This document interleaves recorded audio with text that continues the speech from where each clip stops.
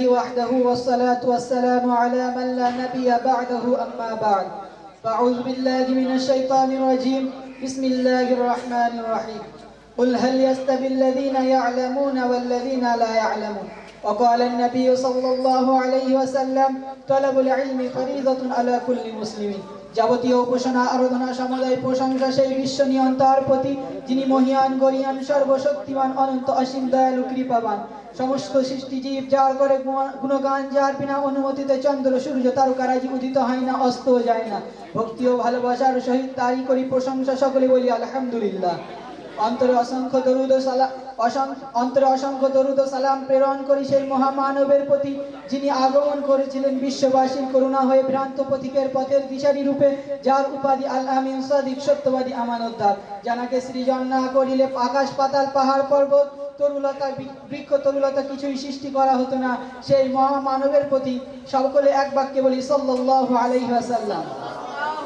অতঃপর জানাই নির্বাচিত বিজ্ঞাপিত সুনামধন্য আজ এই মহতি অনুষ্ঠানের সভাপতি সাহেব বিচক্ষণ বিচারক মণ্ডলী আমাদের মাথার মুকুটমণি আসাতিজা ইকরাম এবং আমার সামনে উপবিষ্ট জামিয়া হাক্কানিয়ার ইলম পিপাসিত সাথী ভাই সকলকে জানাই সালাম ও মোবারকবাদ আজ আমার বক্তৃতার বিষয় হলো ইলমের ফজিলত বন্ধুগণ ইলম শব্দের আবিধানিক অর্থ হলো জ্ঞান বা বিদ্যা যা দুই প্রকার বন্ধুগণ একথা চিরসত্য শিক্ষা ব্যতীত কোনো জাতি উন্নতি ও অগ্রগতির চরম শিখরে পৌঁছাতে পারে না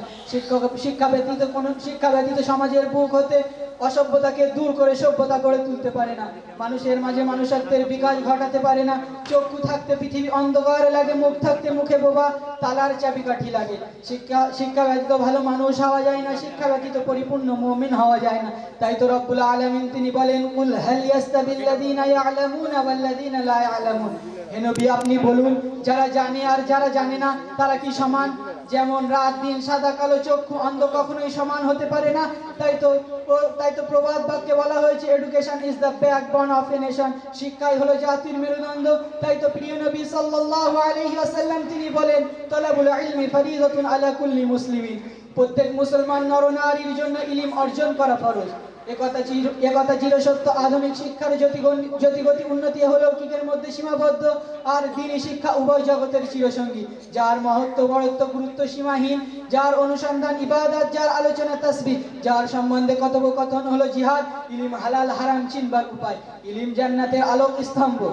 সুখে দুঃখে পথ প্রদর্শন বিপদে আপদে সাহায্যকারী শত্রুর বিরুদ্ধে অস্ত্র বন্ধু মহলে সভা তাই তো হেরা গুহায় প্রিয় নবীর কাছে আসা সর্বপ্রথম ওহী রবের পক্ষ থেকে ইকরা বিসমি রাব্বিকাল্লাযী খালাক খালাকাল ইনসানা মিন আলাক ইকরা ওয়া রাব্বুকাল আকরাম ইতিহাস সাক্ষী আছে ইলমে দ্বীনের মাধ্যমে হুজুরে পাক সাল্লাল্লাহু আলাইহি ওয়াসাল্লাম আইয়ামে জাহিলিয়াতে সমস্ত পাপ ও অন্যায়ের শিকড়গুলোকে উপড়ে ফেলে দিয়েছিলেন পরবর্তীতে সাহাবা ইকরাম রিদওয়ানুল্লাহি আলাইহিম আজমাইন এই ইলমে দ্বীনের মাধ্যমে পৃথিবীর সমস্ত পরাশক্তিকে ইসলামের বিজয় পতাকা উত্তোলন করেছিলেন তাই তো রব্বুল আলামিন এই ইলমের গুরুত্ব বোঝাতে একাধিক আয়াত অবতীর্ণ করেন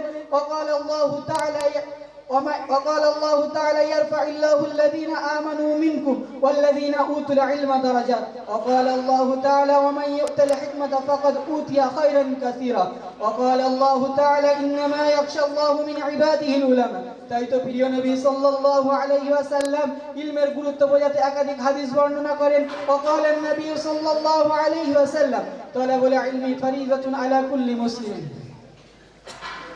وقال النبي صلى الله عليه وسلم فقيه واحد أشد على الشيطان من ألف عابد একজন আলেম শয়তানের কাছে 1000 আবেদ হইতে ভয়ঙ্কর وقال النبي صلى الله عليه وسلم من يريد الله به خير يفقهه في الدين وقال النبي صلى الله عليه وسلم خيركم من تعلم القرآن وعلمه وقال النبي صلى الله عليه وسلم مجلس فقه خير من عبادة 60 سنة ইলমে দ্বীন অর্জন করার একটি মজলিস 60 বছর ইবাদত হইতে উত্তম বন্ধুগণ যারা বলে এই ইলম শিক্ষা দেশ এবং জাতিকে কি দিয়েছে আমি তাদেরকে বলবো কি দেয়নি এই ইলম শিক্ষা দেশ এবং জাতিকে দিয়েছে একতা বিশ্বাসতা ন্যায় পরায়ণতার শিক্ষা প্রকৃত মানব রূপে বেঁচে থাকার শিক্ষা বন্ধুগণ আজ আমরা ইলম অর্জন থেকে অনেক দূরে কিন্তু ইতিহাস সাক্ষী আছে কাফের মুশরিকদের হাজারো অত্যাচারের মধ্য দিয়ে ইলম অর্জনের তীব্র পিপাসা নিয়ে সাহাবা ইকরাম রিদওয়ানুল্লাহ আলাইহিম আজমাইন হাজিরা দিয়েছিলেন ইসলামের সর্বপ্রথম মাদ্রাসা দারুল আরকাম। জগৎ বিখ্যাত মুহাদ্দিস হযরত আবু হুরায়রা রাদিয়াল্লাহু তাআলা আনহু অনাহার